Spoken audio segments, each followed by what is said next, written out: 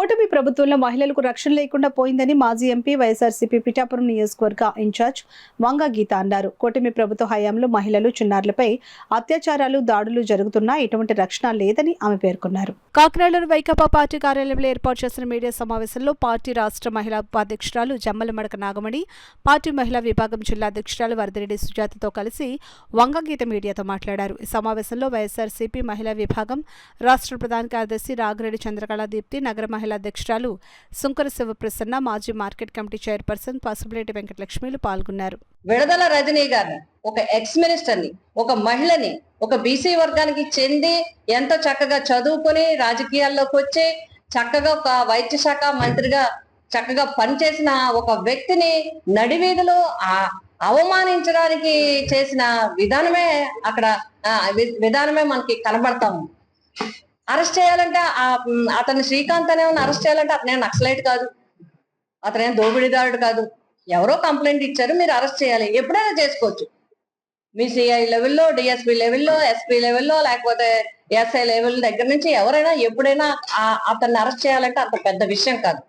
ఇక్కడ అతన్ని అరెస్ట్ చేయడం కాదు, ఒక మహిళని అవమానించడం.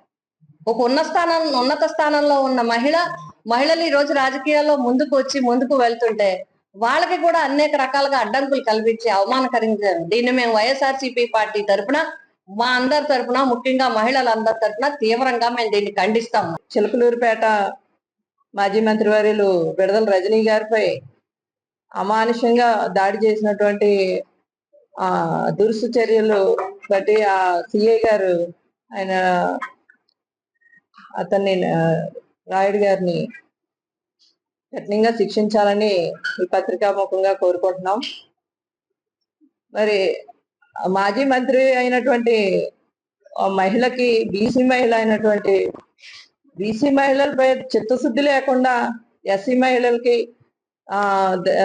ఎక్కడ భద్రత లేకుండా చేస్తున్నటువంటి కూటమి ప్రభుత్వాన్ని, మరి ఈ రెడ్ బుక్ రాజ్యాంగాన్ని అమలు చేస్తున్నారని మేము అందరూ భావిస్తున్నామండి. ఒక మాజీ మంత్రి వర్యులకే భద్రత లేకపోతే సాధారణ మహిళలకి ఈ కూటమి ప్రభుత్వం ఏ విధంగా భద్రత కల్పిస్తుందో అనేది మేము అందరూ కూడా భయాందోళనకు గురయ్యే పరిస్థితిలో మేము ఉంటున్నామండి. ఒకటి గమనించాలి, చంద్రబాబు నాయుడు గారు బీసీలు అనేసరికి ఎందుకో చాలా చాలా ఇదిగా ప్రవర్తిస్తున్నారు. బీసీలకి తోకలు కత్తిరిస్తాను అని అప్పుడు ఆ మాట చెప్పారు.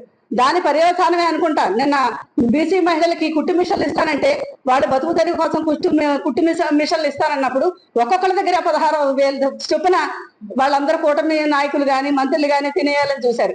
అది బయట పెట్టి ఆ బీసీ మహిళలకి అన్యాయం జరుగుతుందని పార్టీ తరఫున మేము అందరూ ధర్నాలు చేయడం, ఆ విషయం అంతా బయట పెట్టడం జరిగింది. అది ఇంకా ఒక రోజు కాకుండానే నిన్న బీసీ మహిళ అయినటువంటి విడుదల రజనీ గారు మాజీ మంత్రి వాళ్ళకి జరిగిన అన్యాయం లేకపోతే అవమానం చాలా బాధాకరం అండి. ఇది ఇప్పటికిప్పుడు ఏమైనా ప్రభుత్వాన్ని కూటమిలోకి వచ్చారండి. మంత్రులు వీళ్ళందరూ కూడా వచ్చినప్పుడు ఒకటే చెప్పారు పవన్ కళ్యాణ్ గారు, మహిళలకి పెద్దపీట వేస్తాం, మహిళలకి ఎక్కడ లేని గౌరవం ఇస్తాననేసి. కనీసం సామాన్య మహిళకి ఎక్కడ గౌరవం లేకపోతే దేవుడరు, కనీసం మాజీ మంత్రులు, ఎమ్మెల్యేలు, మాజీ ఎమ్మెల్యేలు, ఎంపీలకు కూడా గౌరవం లేకుండా చాలా అసహ్యంగా ప్రవర్తిస్తున్నారు. దానికి నిన్నటి సంఘటనే ఉదాహరణ.